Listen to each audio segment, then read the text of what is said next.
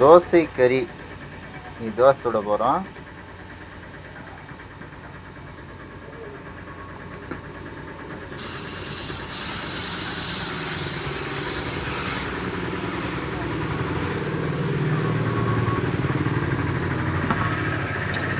மேலே கொஞ்சம் எண்ணெய் ஊற்றிக்கோ. அதில் ஒரு முட்டை ஒன்று போட்டாச்சு. நல்லா ஃபாயில் ஆகட்டும்.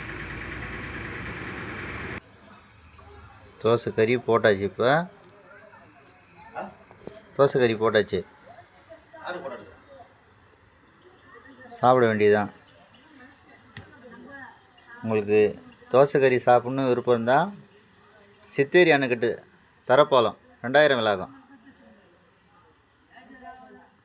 இங்கே ஸ்பெஷலே வந்து எல்லாருக்கும் பைப்பு எலும்பு எல்லாருக்கும் வழங்கப்படுங்க. பாருங்கள், கொழுப்போடு இருக்கும்.